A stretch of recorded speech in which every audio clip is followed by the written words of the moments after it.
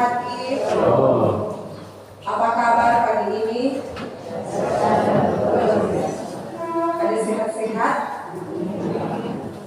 Amin, puji Tuhan. Mengapa saya bertanya? Karena kesehatan berkaitan dengan tema pada perenungan tentang Yeremia 33 ayat 1 sampai 13. Tuhan mendatangkan kesehatan dan kesembuhan. Saudara-saudara jemaat yang diberkati Tuhan, biasanya ketika ada seseorang sakit, maka ia akan pergi ke dokter. Tentu tujuannya untuk mendapatkan diagnosa. Apa penyakit yang secara tepat sementara dia rasakan di dalam tubuhnya. Dan kadang diagnosa itu sejak awal sudah bisa terdeteksi. Tetapi juga kadang mungkin saudara harus berpindah-pindah dari satu fasilitas kesehatan ke fasilitas kesehatan yang lain. Bahkan kadang pun sering kita dengar ada yang namanya malpraktek. Ini realita dalam dunia kesehatan. Tetapi yang paling parah, saudara, yang paling mematikan, yang paling bahaya adalah jika penyakit itu tidak bisa terdeteksi, tidak bisa diketahui. Sakit apa kita ini? 10 dokter, ada keluar masuk, ada gula balik akal. Mana nenek kata tahu? Dokter bilang ada sehat-sehat ini bapak, ini hasilnya bagus semua. Berarti secara fisik tidak didapati ada gangguan di dalam tubuh. Tetapi juga terkadang ada penyakit yang terlambat untuk dideteksi, sehingga saat diketahui atau ditangani kritis, ya ibaratnya kalau kanker atau kanker, ada yang seorang dapat tahu nanti stadium 3 ke atas, stadium 4. Jadi sudah ada di fase-fase yang berbahaya, fase-fase yang mematikan beberapa tahun. Nah, saudara-saudara jemaat yang diberkati Tuhan, ini bukan hanya berbicara mengenai kesehatan fisik kita, tubuh jasmani kita, tapi ini juga berbicara mengenai spiritualitas kita, kesehatan rohani kita, yang kadang orang lihat, orang rasa ada baik-baik kok kita, ada sehat-sehat, ada kuat-kuat, tapi ternyata rohaninya, spiritualitasnya sedang mengalami sakit, mengalami kemandekan, tidak bertumbuh, lemah, tidak kuat. Oleh karena itu saudara-saudara, menghadapi iman yang sementara kritis ini, tetapi kemudian saudara merasa saya baik-baik saja, tidak ada masalah dengan saya, maka ini menjadi satu penyakit serius yang harus disikapi. Saya contohkan, misalnya ketika terkadang saudara berdusta, anggap bagus lupa. Saudara kadang batipu orang, biasa kok itu. Saudara berjudi, cuma refreshing, tidak apa-apa. Saudara bahugel, anggap hobi yang menyenangkan. Maka terbukti ketika itu terjadi di dalam hidup ini, bahwa iman kita, rohani kita, spiritualitas kita tidak sedang baik-baik saja. ada yang salah di situ. Ada yang harus diobati. Bahkan paling parah, jika saudara sudah berdosa, tetapi saudara anggap itu tidak berdosa. Sama dengan orang berbalik. Sekalipun saudara salah, tetapi dia tidak pernah akan merasa salah, apalagi dipersalahkan. Karena dia akan terus merasa bahwa dirinya benar. Bahkan yang lebih parah, dia lebih benar daripada siapapun yang ada di sekelilingnya. Jemaat yang diberkati Tuhan, firman Tuhan dalam Yeremia 33 ayat 1 sampai 13 adalah satu seruan oleh Nabi Yeremia. Dan kita tahu bersama dua tugas yang harus dikerjakan oleh seorang nabi. Yang pertama, mengingatkan umatnya tentang penghukuman, tetapi juga yang kedua mengingatkan ada kabar keselamatan, ada pertobatan, ada pemulihan. Dan di dalam teks ini kita mendapati dua hal ini secara bersamaan. Yeremia dimasukkan dalam penjara, itu sangat jelas pada ayat 1. Mengapa? Karena sebagai seorang nabi dia tidak sungkan dia menyuarakan suara kenabian. Ada yang salah, tentu dia harus mengoreksi. Ada yang salah, dia harus mengingatkan, jangan ikut arus, jangan terbawa arus. Dan ini juga menjadi tugas kita sebagai pelayan khusus. Pelayan khusus itu semua mencakup di dalamnya. Jadi kalau bilang pelayan khusus, sotamasos itu pendeta. Sotamasos itu penetua dia kayak kalau ada guru agama. Ya. Dan itu berarti bahwa kepada kita memiliki tugas tanggung jawab belajar dari Nabi Yeremia. Sekalipun dia dalam keadaan terpenjara, tapi dia tetap berani menyuarakan suara kenabian. Kenapa? Karena dia menegur kaum Yehuda, bangsa Yehuda yang adalah bangsa Israel. Hati mereka sudah menjauh dari Tuhan. Mereka mulai menyembah berhala. Mereka mulai tidak setia kepada Tuhan. Mereka mulai menyembah ilah-ilah lain. Ketika Yeremia tegur, dorang marah. Dorang sulit penjara tadi.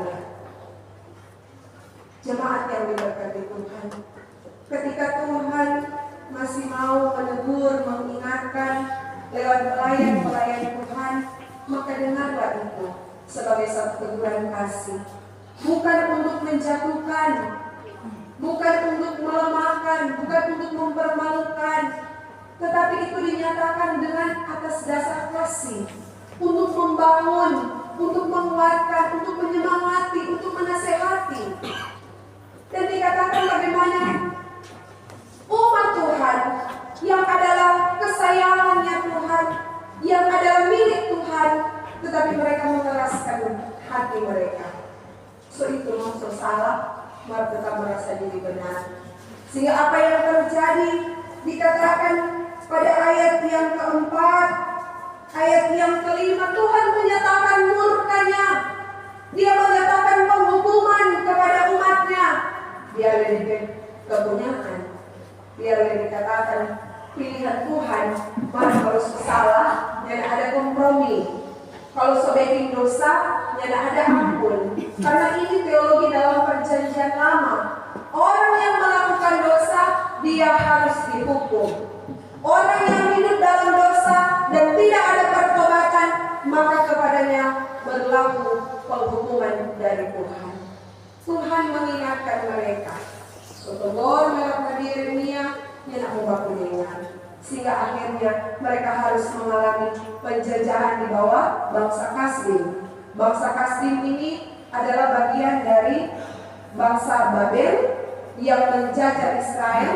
Tetapi di antara rumpun Babilonia ini, mereka terkenal sebagai yang paling kejam, yang paling sadis. Ketika mereka berekspansi, mereka mau menjajah, mereka tidak ampun, tidak mengenal ampun.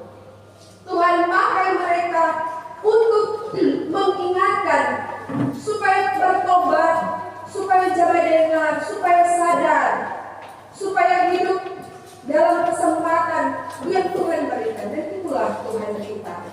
Sekalipun dia menyatakan penghukumannya, tetapi juga dia menyatakan pengampunan dan pemulihan.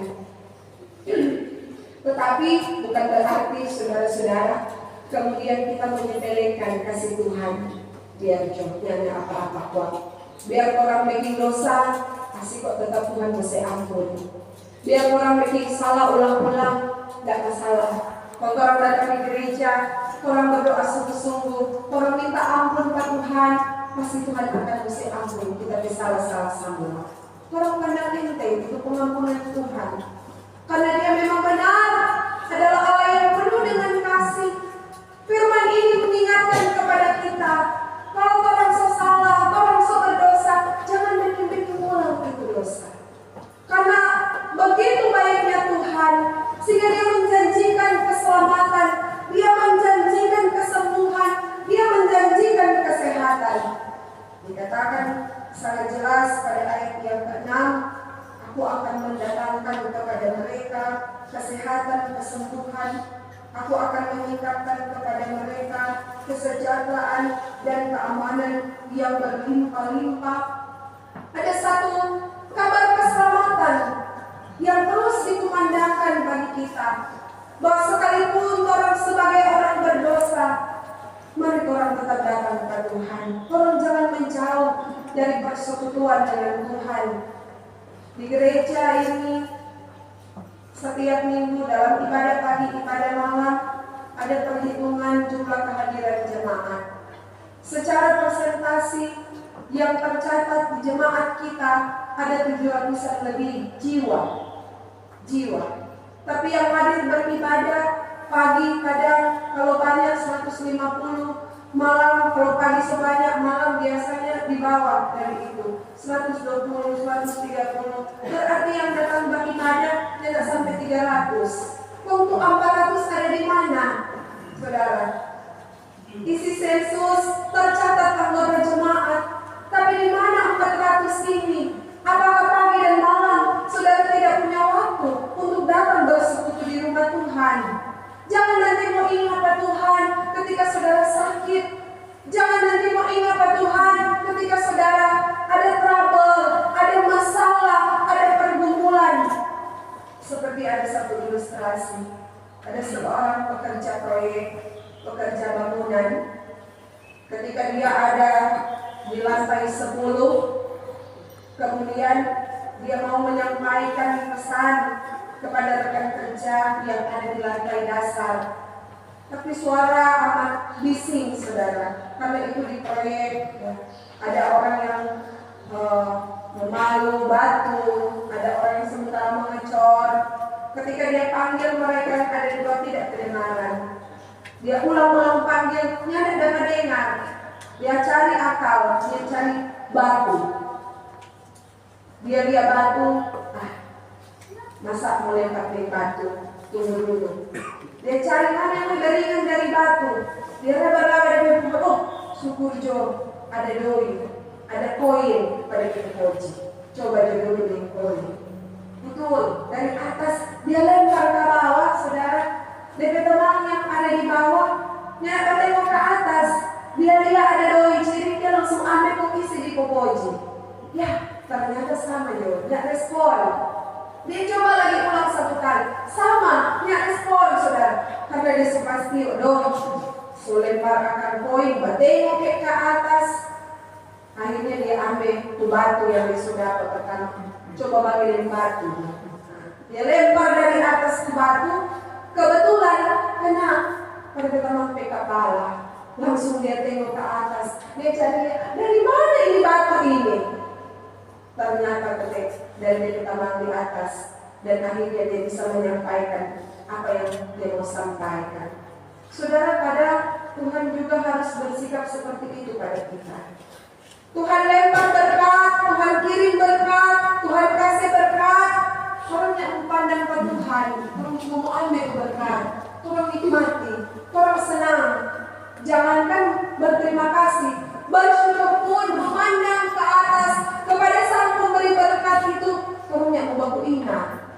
Sedangkan cuma manusia yang tolong 4 orang tidak akan pernah melupa. Saya orangnya seperti itu. Walaupun kadang orang berbuat jahat, tapi saya selalu tanamkan prinsip, mungkin dari 1, 2, 3 kejahatan masih ada 7 kebaikan yang dia sudah menimpa kita. Jadi kita tidak akan mengingat dari jahat, kita mengingat dari baik. Karena itu juga jadi berkat buat kita. Kalau kita mau ingat orang bikin jahat, mau jadi penyakit bagi kita. Tapi ketika orang ingat orang berkebaikan, itu jadi berkat, dan itu juga orang akan lakukan, orang akan lanjutkan. Jangan nanti ketika Tuhan sok kasih sakit, Tuhan sok kasih pergumulan, Tuhan sok ambil itu kesehatan, baru orang putih cari, Tuhan tolong kasih apa kita, kasih baik apa kita, baru mau ingat apa Tuhan, baru mau datang ke gereja, baru mau datang ibadah. Karena apa? So pikir pada dokternya tidak baik-baik, itu penyakit datang ulang-ulang terus. Apakah akan seperti itu iman kita kepada Tuhan? Tentu tidak, saudara-saudara. Karena berbicara mengenai kesembuhan, pengalaman iman membuktikan apapun sakit penyakit yang orang alami dan rasakan, Tuhan dapat menyembuhkan kita seketika itu juga. Apapun. Karena bicara soal penyakit, ada yang penyakit ringan, ada yang sedang, ada yang berat atau kronis. Ada penyakit yang orang rasa cuma hari ini. Ada penyakit yang orang rasa sampai 1 bulan. Ada penyakit yang sampai bertahun-tahun, bahkan ada yang seumur hidup dari lahir sampai mati tidak baik-baik dengan penyakit. Ada, saudara. Orang yang dilahirkan dengan cacat bawaan, orang yang dilahirkan dengan kebutuhan khusus, mereka akan tahu seperti itu. Tetapi dalam penyakit ini kita mau belajar apa yang menjadi rencana Tuhan, apa Tuhan bermaksud. Mungkin ketika saudara hidup berdosa, kemudian saudara harus mendapatkan sakit penyakit, maka itu teguran dari Tuhan. Karena apa? Tuhan dapat mengingatkan kita, Tuhan menegur kita, supaya orang sadar, kita takut ada hidup sampai hari ini, itu cuma karena Tuhan punya kemurahan. Kita mau bersyukur, kita mau berterima kasih pada Tuhan. Tetapi ketika saudara baik-baik saja, saudara setia, saudara melayani, saudara hidup berkenan kepada Tuhan, kemudian saudara harus dan tetap menderita sakit, saudara pasti akan bertanya, kenapa Tuhan? Kita setia, kita hidup kudus, kita melakukan firman, apa Tuhan memang kita bikin? Tapi kenapa kita masih tetap sakit seperti ini? Nah, saudara-saudara, bicara soal sakit, itu juga adalah bagian dari cara Tuhan untuk mengingatkan kita, untuk membawa kita bergantung sepenuhnya pada Tuhan. Karena Tuhan melihat ketika orang sakit, cara seperti apa yang orang lakukan untuk mendapatkan kesembuhan itu. Karena ada berbagai macam tipe. Ada orang yang ketika sakit, dalam pengobatan secara rasional, dia akan pergi ke dokter. Atau dia akan mencari obat-obatan tradisional yang menurut penelitian itu memang dapat memberikan kesembuhan. Itu yang disebut dengan pengobatan rasional. Tetapi juga ada pengobatan yang disebut supra-irasional. Nah, itu pengobatan yang seseorang ketika dia sakit, dia berharap mujizat Tuhan. Dia berharap ada pertolongan ilahi. Dia akan pergi ke dokter. Tapi ada juga pengobatan yang ketiga, irasional. Pengobatan yang di Jawa bilang klinik, di luar akal, di luar nalar, mencari pengobatan yang di luar dari kedaulatan Tuhan atau kuasa Tuhan. Tolong sementara dipuji. Ketika saudara menggumuli sakit penyakit, firman Tuhan dalam Amsal 17 ayat 22 dan sebelumnya kita katakan, hati yang gembira adalah obat yang manjur, tapi semangat yang patah mengeringkan tulang. Karena penyakit itu, sangat penyakit itu kadang datang dari orang pemikiran, saudara. Kalau orang biarkan, kalau orang bilang, apalagi orang katakan, dosa sakit kita ini, itu sakit. Tapi biar orang banyak sehat di badan, mari tetap kita datang beribadah. Rasul Maryam ini, sulit sehat ibadat, tetap kita sehat, kita kuat. Orang berkatakan itu. Demikian juga bagi pasangan kita, bagi anak-anak kita, bagi cucu, bagi keluarga kita. Jangan orang bilang, kenapa kita serasa tidak sedap, ini badan hidup. Ayo, kali ada orang baking panganan ini. Akhirnya bukan orang membawa dekat dengan Tuhan, bukan orang bilang, biar orang pasir jahat, biar orang apa. Maka kalau mana ada iman kuat, kalau mana dekat dengan Tuhan, roh jahat itu pasti dapat dikalahkan di dalam nama Tuhan Yesus. Itu orang beriman. Orang berkatakan, jangan tolong lebih takut. Belum sudah, soalnya orang tahu kalau dia makanan itu. Balik, kalau pipa berdoa bilang, pokoknya pagi-pagi benar, jam 5 subuh, keluar dari rumah, tunggu jadi pelajar. Kemudian siapa tuh lebih dulu lewat, so itu udah taruh panganan. Pendeta ini mau pimpin rumah Injil jam 5. Pas lewat dibuka tante di rumah. Bayangkan, pendeta tidak datang, tidak ada makanan.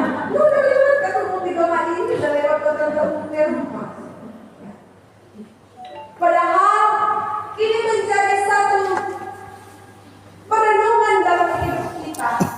Bagaimana orang mau mencari Tuhan sebagai sumber kesembuhan? Ada orang yang sakit biar sumber obat yang baik, saudara. So didoakan oleh pendoa, siapapun itu yang paling terkenal di Jakarta sana, siapa itu? Simon ada Simon, so berdoa, tidak baik, tetap mati. Karena orang hidup ini kan bukan pendoa yang tentukan, tapi Tuhan yang tentukan. Bagaimana orang mau menjalani keleluasaan sehat, orang pakai itu untuk kemuliaan nama Tuhan, orang diberkati, orang pakai hidup ini untuk menyenangkan hati Tuhan. Jangan nanti sosaki, nanti senyak berdaya, baru kita berulang-ulang. Oh Tuhan, sebaik kepada kita. Sebenarnya kita suka sekali mau melayani Tuhan, tolong kok Tuhan sebaik. Kita mau melayani, kita mau setia. Maka ketika sehat, orang tidak pernah mau ingat ke Tuhan. Orang tidak menjaga berkat yang tidak dapat dibeli oleh apapun dan siapapun, yaitu kesehatan.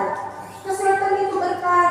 Jangan saudara cuma pikir nanti banyak duit, dapat promosi, naik jabatan, baru dapat berkat.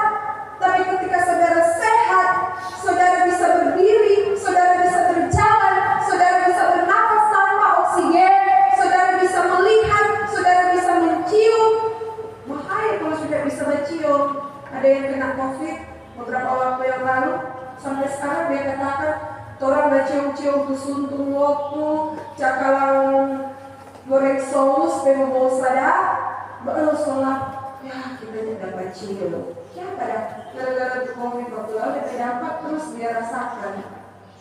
Orang bisa menikmati berkat Tuhan, mengunyah dengan gigi yang lengkap atau gigi palsu, itu berkat saudara-saudara.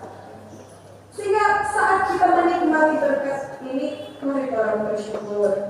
Ketika tubuh kita, tubuh ini cerdas. Ketika mulai ada sesuatu yang salah, dia akan mengingatkan kita. Contohnya bersin. Nah, saya gampang bersin, apalagi kena debu atau sesuatu yang baunya tajam. Rica pun kalau ada kunjungan atau pelayanan, kok ini tangga sebentar nabas tumis DP rica permuatan, orang memang punya tambah nafas. Sota roh kita kenal debu rica. Tetapi bagaimana kita mampu melihat bahwa kalau dia suka kode ruang tubuh ini, maka berperiksa. Orang kan pakai hikmat Tuhan. Orang minta hikmat Tuhan untuk melihat, karena kalau tubuh ini orang yang merasa. Tapi kalau orang yakin dengan iman, apapun sakit penyakit itu dalam nama Yesus sembuh. Apapun orang sakit, orang menyeru, panggil nama Tuhan. Orang berdoa, orang petangan itu orang taruh di bagian tubuh yang sakit. Ataupun saudara di jemaat kita ada sering berdoa. dia datang di Senin berdoa, cuma itu dia muka. Padahal kalau mau baca apalagi 2 minggu lalu, 3 minggu lalu, banyak jemaat dia sakit. Maaf ya, kenapa kita mulia baru datang di Senin berdoa? Dan di rumah sakit, baru mau didoakan. Padahal untuk ada dalam titik itu, orang tubuh kita sudah memberi warning, datang, mau cari pendoa di jauh-jauh, di Panggung Ure, di Picuan, di mana, di jemaat orang ada. Orang datang dengan iman, minta kesembuhan. Jangan nanti mau sakit baru mau datang. Tapi kita melangkah dalam keyakinan persekutuan dengan Tuhan, memberikan semangat, memberikan kekuatan. Karena kita percaya Tuhan Yesus adalah sumber kesembuhan.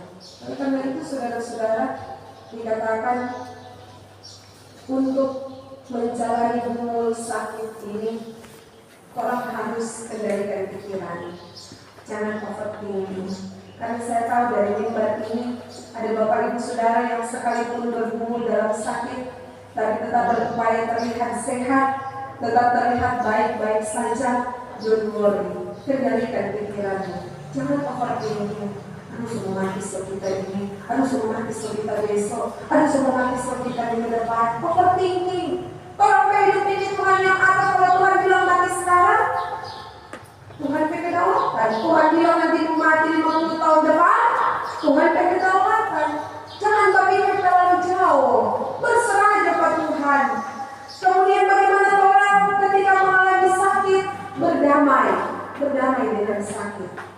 Saya ingat jemaat saya sudah emeritus, diabetes, dan menyerang penglihatannya. Beliau tidak bisa membaca karena matanya sudah rabun, kena di saraf pipi, kena di saraf kaki. Tapi dengan senyum dia katakan, "Bapak manggil itu sakit. Ini apa? Yang penting tidak apatis. Dia tetap insulin suntik, dia tetap berobat, dia tetap ke dokter, dia tetap periksa, tapi dia tidak apatis. Tapi dia berdamai dengan penyakit. Dan yang terakhir, siap menerima apapun dan jangan kehilangan harapan. Yang penting kamu mati." Tapi bagaimana orang percaya bahwa selagi orang bernafas, selagi orang diberikan kehidupan, itu sukacita yang terindah yang orang nikmati di dalam Tuhan. Karena Tuhan beri nafas itu gratis, saudara. Coba saudara periksa BPJS pun saudara bayar. Tapi mau datang ke Tuhan, ketika saudara memberikan korban syukur yang terbaik bagi Tuhan yang merasa begitu, karena Tuhan dah pelihara kata orang, Tuhan dah jamin orang hidup. Yang dalam semuanya ini